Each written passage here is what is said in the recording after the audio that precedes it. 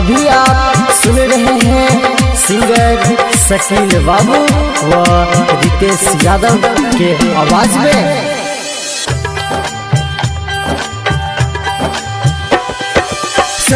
के तू छोड़ के दे बहिनी जाय छा अपन ससुरा, सेबो के तू छोड़ के दे बहिनी जाय छा अपन ससुरा। चाहे सो पहिले गे बहिनी दिहे न सबके भुलाए, चाहे सो पहिले गे बहिनी दिहे न सबके भुलाए।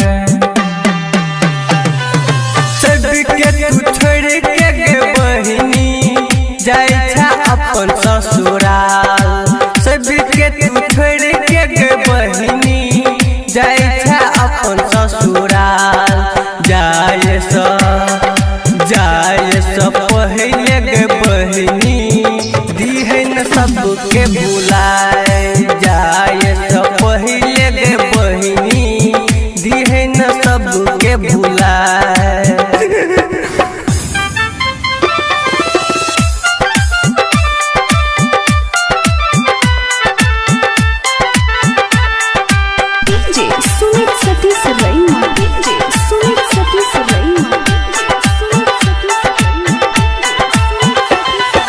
ससुरा से आई है गे बहिनी फेरो सजैया हमर घर, ससुरा से आई है गे बहिनी फेरो सजैया हमर घर। छोड़ के तू जाई जग दीदी अपना पिया बाके घर, छोड़ के तू जाई छग दीदी अपना पिया बाके घर। ससुरा से आई है गे बहिनी फेरो सजई है हमर घर, ससुरा से आई है गे बहिनी फेरो सजई है हमर घर। छोड़ के तू जाई छग दीदी अपना पिया बाके घर, छोड़ के तू जाई छग दीदी अपना पिया बाके घर। रिकॉर्डिंग बाय सजनी फिल्म्स, सुमित सतीश रैना घोटाला बाजार।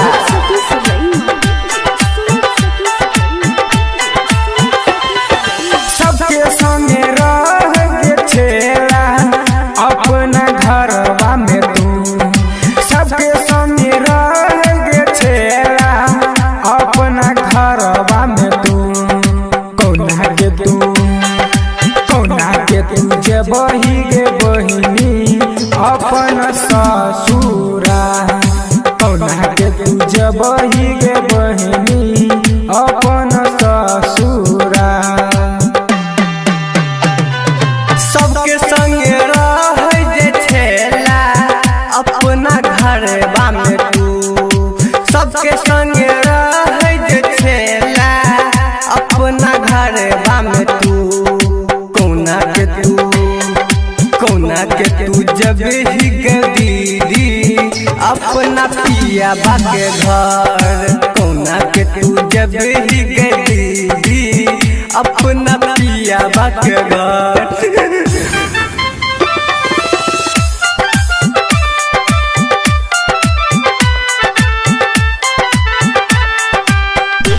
सुमित सतीश रैना सुमित सतीश रैना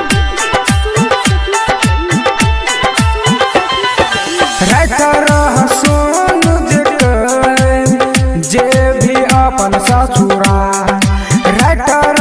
सोनू जे भी अपन ससुरा। गायक शकील बाबू के छोड़ के जे भी ससुरा, गायक शकील बाबू के छोड़ के जे भी ससुरा।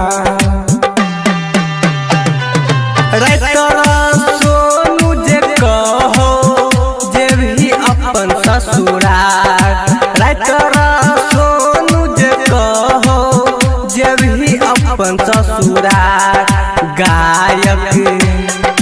गायक रितेश यादव के छोड़ के जबी ससुरार गायक रितेश यादव के